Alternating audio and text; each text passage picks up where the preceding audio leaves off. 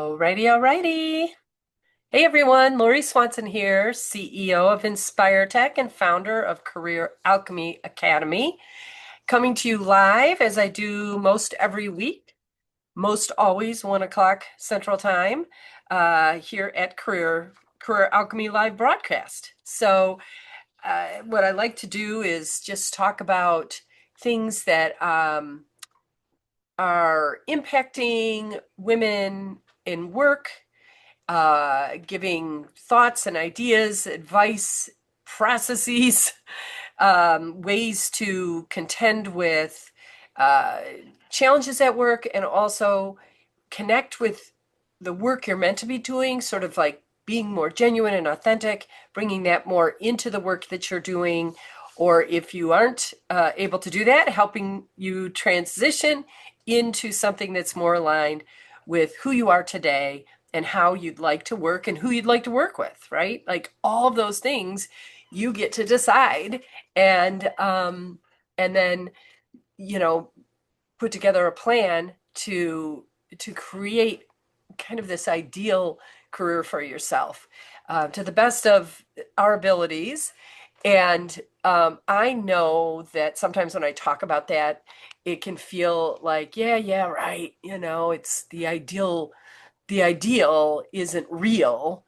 Um, but there is something to dreaming big. And what is that quote? Like, reach for the stars and you might end up at the moon, right? So that's the philosophy I like to think about when we're creating a career path for ourselves and where we're going next. Is that, let's dream big. Let's create. I did yesterday with one of my coaching clients, we created a job description. I call it your ideal role description of, not necessarily what was practical, but it was what would feel most ideal for her. Who she was working with, where she was working, how she was working, like what were the standard hours, how much was she getting paid, what was the culture like, what were her roles and responsibilities, like you would see in any job description. And so that was, so that's really what I like to help people do is dream big, create a career of impact that feels nourishing, energizing, and fun. And we do that by starting, like I said, like creating this vision and then believing it's possible.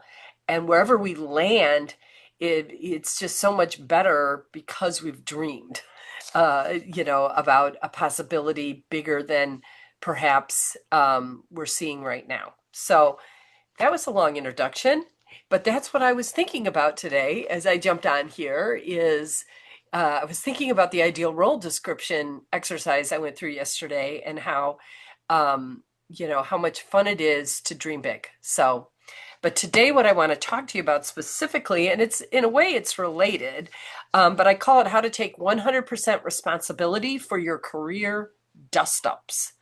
So, one of the hardest lessons that I ever learned was about taking 100% responsibility for a conflict between myself and another person, especially because this other person was really irritating to me. And so, and it started with,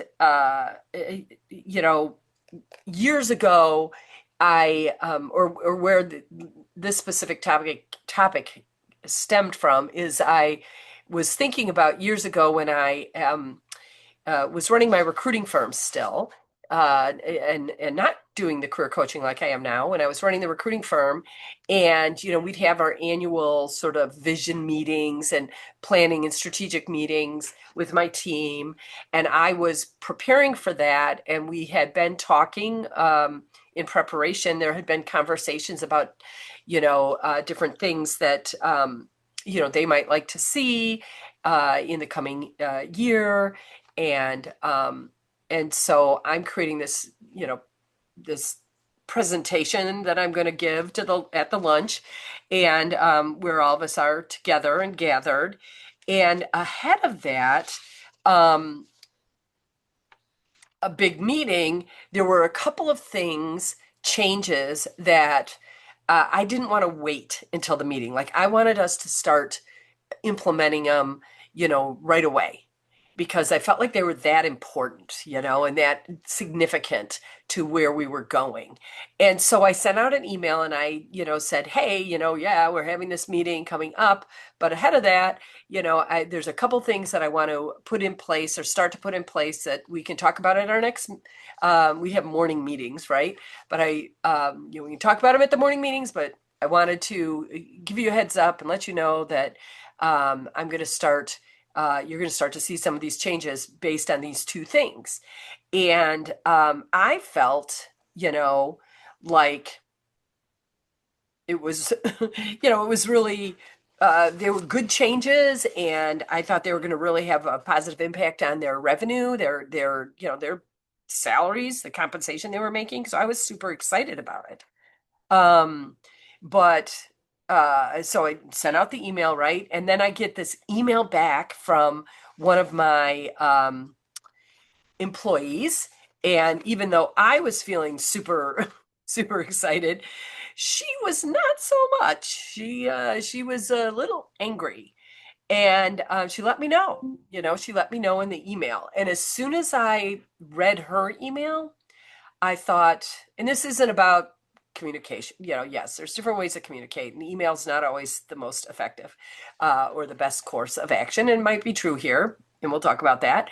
But in this case, as I'm reading her response, I can feel my like self like getting pissed off, and thinking to myself, wait a second, ultimately, this is my business. I get to decide what directions we're moving. I am the boss. I want to include you in some things, but there are some things that I just get to decide. And I get to trust my instincts because I am running a business and you're not, right? So these were my thoughts. And, and also other thoughts like, why are you bringing this up now in response to the email I sent when you could have been bringing up some of these? Because some of the things she was saying, I was like, this is what I've been asking for the last few weeks as I'm preparing for this, input on these different things. You didn't give me any of that then. So I didn't have that as part of the context that as I was making plans. And so I was kind of pissed off about that. And, you know, um, and why wasn't she seeing the powerful impact that these changes could be making? Like why was, she focused on the change itself instead of the result that might really be, because I like to think that when I'm making changes, that I'm making them in response to things that aren't working well, and creating solutions that are going to work better going forward. Of course, it isn't always true, but how do you know, right? It's a scientific method. We come up with a hypothesis and we try it and see what works and keep doing more of that. And what doesn't work, we get rid of that. And that was just, has always been my kind of way of growing and changing the business. So, yeah, underneath everything, I was feeling frustrated. I was feeling defensive for sure. I was disappointed. Like I was excited and to get, how it is, and you're super excited to tell someone some news and they come back like, blah, blah, you know, um, and you don't get the response you were hoping for. So I was feeling deflated, and disappointed about all of that and hurt. And but as I was feeling all of those things, I remembered um, a tool that I had learned through a hard lesson that I had had involving a parking ticket and my therapist, who I wanted to make blame for the parking ticket and make him pay for it. So, and I had written about this or talked about it with Michelle Kelly, who you can find her information out on LinkedIn. K plus L Storytellers is her business, and she helps companies tell their stories. And she had asked me to tell one bold story, and this is the one I told. And it was this day that I had a therapy appointment, and I had the same day and time for years, several years, few years, and same, and so I would arrive on time and a few minutes ahead, and then we'd start on time, and then it was a 50-minute appointment, and then I'd have, you know, a total of 1 hour, right? And so because they were in downtown Chicago, I'd park my car, feed my meter, get up there right before 1 o'clock, do my session, and then leave it, get back to my car by 5 to 2. So I always was, it was like clockwork for a very, very long time. This particular day, I did exactly what I normally do, and I'm sitting in the waiting room waiting for my 1 o'clock, and now it's 1:05, and now it's 1:10, and I'm sort of like, did I have the wrong day? It's always the same day and time, and I can hear him talking to somebody, another client, in their office, and I thought, did he just lose track of time? What should I do? Should I knock on the door? Should I get someone to help me? Like all of this stuff. And then about 1:10, he comes out, apologizes, about the delay, and says, you still do your full session, your 50 minutes, but this was something I needed to tend to, whatever. And I'm like, oh, okay, fine. So I go in, we do our session. I get out of the session probably around 2:05, something like that. I get downstairs, and sure as, the Dickens, I have a parking ticket. And and then I'm pissed. I'm like, look, you know, I'm there on time.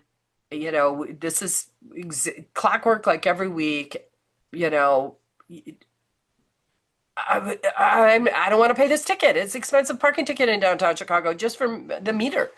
And so all week before my next session, I'm sort of steaming about this, and of course talking to my husband about it, and anyone who will listen, and getting myself all worked up. Come in with the ticket the next session, and I'm like, look, hey, last time, because you were late, you made me late, and that got me a ticket, and I think you should pay for it. And part of my justification for that was if I'm late for a session or I don't show up for a session, they don't extend my session. And they also, if I miss a session without 24 hours notice, they pay me for it. They charge me for it. So I thought this seemed really fair, right? Like, hey, you should pay for this ticket because it was on you. And his first response, and some people might think this is like him deflecting or whatever, but I really saw it as him supporting me. And he said, okay, like he acknowledged I was upset, and he said, but if you were to take 100% responsibility for this situation, what would that look like? What could that mean? And that, for me, again, I did not see it as him not taking responsibility. What I saw him was adjusting, giving me the power back, that I didn't have to wait for him to do anything, that I could be empowered in this process. So let me just, because this is not an easy concept. Believe me, this is not easy, because we, I think naturally get defensive, if something doesn't go right or we have a consequence like a parking ticket, we want to, figure out if we don't take, if it isn't so obviously our fault, let's say, but there's other circumstances, we want to pass the blame a little bit and let someone else take responsibility. I just think it's kind of normal to do that. And to what I realized was I'm certified as a mindset coach, right? And what I realized was that I could use my mindset coaching tool called the mindset method that I teach my clients in order to understand what it meant to take 100% responsibility. So, with the mindset method, it starts with the idea that all circumstances they're true. You can't argue with them. They're absolutely fact. I got a parking ticket, right? Or in the case of my employee, I sent an email and my employee wasn't happy and responded back. My employee was mad. Like, that circumstance was true. I did send an email and my employee was mad. We're not arguing. Nope, she wouldn't argue with it. I wouldn't argue with it. Someone on the sidelines would not argue with that. So a circumstance is always neutral in that case. There's no emotion behind it. It's just the truth. But it's how we think, feel, act, and the outcomes we get that stem from the circumstance. So it's really how we're thinking about the circumstance that creates how we're feeling about something, and how we're feeling about something informs the actions that we take that ultimately give us certain results, right? And so, in this case, the circumstance was I sent that email. You could talk about the parking ticket, but let's go back um, to the employee email. So I learned it from the parking ticket, and what I learned was that there was a lot of things I could have done differently, like when I recognized we were running late, I could have knocked on the door, which I didn't. I could have just gone and fed a couple more quarters, really, into the meter. I didn't, you know. And there were reasons. I was like, "Ooh, I don't want to interrupt someone else's session.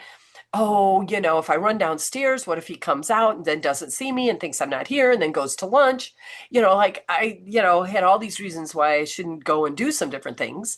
Um, but I could have also wrote a note and said, "Just feeding the meter, be right back." And so there's just things we can do to take responsibility and not feel like we have to blame or defend or justify. So here we have this circumstance where I sent an email and the reaction was less than positive from one of my team members, and everything that's neutral and that's it. Everything else, how I'm thinking, how I'm feeling, the actions I'm taking, the results I'm getting, all of those are coming from how I'm thinking about the circumstance. Everything just waterfalls down from there. And boy, did I have thoughts about my employee and how they handled this situation. But the real goal when you're taking 100% responsibility is to be in a place of peace. And so, of course, if I'm in defense mode or justify mode or blame mode, that is the opposite of being in peace. And that's why we want to take 100% responsibility, is we want to learn how to be 100% in peace in all moments, regardless of the circumstances.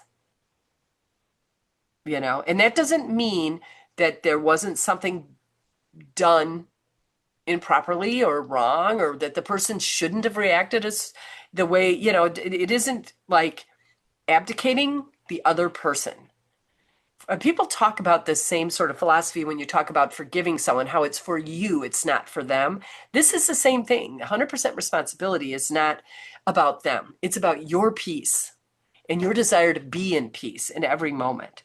And so when you're completely willing to take 100% responsibility, one of the things I found out when I started to play around with this idea was that as long as the first thing I noticed was I was willing to take 100% responsibility as long as they were willing to take 100% or some level of responsibility. But again, that's you needing to involve other parties. And when you take 100% responsibility, the only person that's involved is you, your thoughts, your feelings, your actions. Those are the only things that are involved. And so, but I noticed that, and I think that's common as well. It's like something happens, there's a dust up between you and an employee, and then there's this dust up, and then you have to you want to take your responsibility. Well, I could have done this better and I could have done that better, but they could have done this and they could have done that. And you can see how it isn't 100% at that point. That's more of a negotiation. Like, I'm willing to own my part if you're willing to own your part. That's a negotiation. That's not 100% responsibility. And so true 100% responsibility, at least in the way I've come to understand it, has nothing to do with whether the other person changes, apologizes, sees my side, takes accountability for their side, has any sort of personal evolution, like none of that matters in 100% responsibility. Um, because if you're requiring that in order for you to be at peace, that's not only is that annoying, but it's very difficult because we don't control other people. We only can have control over how we're thinking and feeling and the actions we're taking. And so you have to kind of get past all of that. And because we really want the other person to sort of see our side. Um, but if you can let go of that, you can see how, not have that be a requirement of your piece. Like they don't have to see my side. They don't have to do, like I said, change, evolve. They don't have to do any of that. And they certainly don't have to own up on anything. That's on them. What's on you is I want to be in peace. And so I'm going to take 100% responsibility for this circumstance that occurred that created a dust up. So now I have someone else involved who's not happy, but I'm going to take 100% responsibility. And so I did, like, at first, there was a lot of this, I wanted co-ownership of the responsibility. I was mentally defending myself. I was certainly externally talking to people about the situation and getting them on my side, right? I, had all kinds of rehearsal conversations with this person going on in my head about how I was going to make them see why I did something. But then, and I knew, in fact, that I could have certainly done some things differently. Could have communicated the changes differently, not through email. I could have brought the team together. I could have, instead of like saying, this is what's going to happen, it could have been more of, I'm thinking about this. Help me understand what I'm not seeing. How might this impact you in a positive way? Are there any challenges to this? Like I could have done that.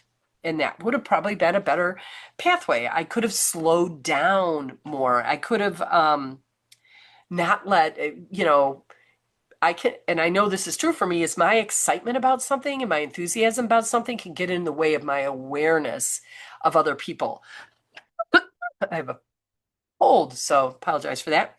But I could have, that can happen with me. And so slowing down and not letting that um, carry the message, but instead getting more, again, even as I'm considering delivering a message, getting more back into that core of peace, right? So even though I could see what I could have done differently, it isn't about making me the villain or them the villain. It's absolutely about taking responsibility. I could have done this differently. I could have done that differently. It might have had a different impact, but we don't know, right? We don't know. You know, 9 of the other employees, as far as I know, weren't reacting the same way as this employee.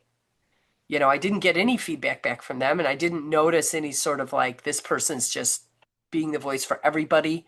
How that happens. This was just this person's reaction. So taking 100% responsibility doesn't mean blaming yourself, and it certainly doesn't mean shaming yourself. It doesn't mean pretending that the other person had no role. It doesn't mean falling on your sword, and apologizing. It's none of that. It means managing your mind and stewarding your emotions, so that you can remain in the zone of peace. So it means recognizing that your peace cannot depend on someone else's suddenly becoming self-aware. It can't depend on that. It means no longer rigidly defending your stand and justifying your stance, because that is sort of like trying to win a case, and you can't get to that zone of peace while simultaneously building a case for your innocence, right? Getting other people to agree with you or getting them to apologize, or really even you taking 100% responsibility in a way in which you make yourself the victim or the bad person. because again, that is not a peaceful place to be. And trust me, I've tried all of the methods. I've tried all the methods. So what I eventually realized is that taking 100% responsibility is actually incredibly empowering, requires vigilance, and it's just me and my thoughts and my, like desire to get to peace. And that, uh, you know, and that even if I've done something that's hurt or angered somebody else, um, I certainly will take responsibility by apologizing where I should, right? That's absolutely part of an action I'll take. But how I'm thinking about myself, so your thoughts lead to how you're feeling leads to actions. You don't want to take actions when you're in this place of rigidly defending your stand or complete shame and blame on yourself. That isn't where you want to take action from. You want to take action from this place of, yes, I could have done things differently. I'm going to own that. I'm going to, you know, uh, offer some other alternatives, actions that we can take now. But whether they receive it or not isn't my business. So not waiting for someone else to change before I feel better means I get more quickly into my center of peace, means I get my power back, and that I stop handling like my emotional state, handing it over to someone else. Like I'm the steward of my emotions. I'm responsible for what I'm thinking, how I'm feeling, the actions I'm taking. And so I don't have to wait for someone else to come over to my side or see my perspective, or have empathy for me in order to be in a place of peace. And that's really what I think 100% responsibility is all about. 100%, not 80 and they get 20, not 90 and they get, 10, not 99 and they have to take one. It's like I'm 100% responsible for this situation. And when I decide that I'm going to be 100% responsible for what I know I could have done differently and take actions in order because I want to, um, you know, uh, change, I want to, um, I've got more information now, right? This person was mad at me. So now I'm going to take some different actions, but not out of fear or blame or justifying, not out of any of those places. But I get to my place of peace and I say, these are the actions I want to take out of this place of peace. I want to apologize to them. I want to take accountability for, that I could have done some things differently. And I'm not responsible for them continuing to feel angry or mad or anything. That's not my responsibility. They can continue to feel all of that. And they can do work or not do work on their own peace. But I'm going to come to them in a place of peace, and I'm going to say, and this is what I'm going to do, or have some more communication about this. Like, well, we're not going to implement the changes right now. Let's sit down and let's talk about some things that I wasn't aware of, that I didn't think of, when I let my enthusiasm kind of take over. So when I take 100% responsibility, when you take 100% responsibility that for all the circumstances that are happening in your life, you're 100% in the driver's seat, you're 100% empowered, and you're 100% at peace. So that's my encouragement. Like, practice, just see what it means. Because again, and I try to talk about, like, I know when I'm out of peace and when I'm in peace. So when I'm out of peace, you can, if there's a situation, a dust up that's happened with a colleague at work, if I'm out of peace, it's because I'm rigidly defending my stand, trying to justify my stance. I'm trying to get them to see my side. All of those things are non-peaceful. So if that's happening, you have to come back and say, it isn't anything to do with them. It's like, how can I take 100% responsibility for my peace? I know I could have done some of these things better. I'm willing to take action and apologize and sit down and create a new plan.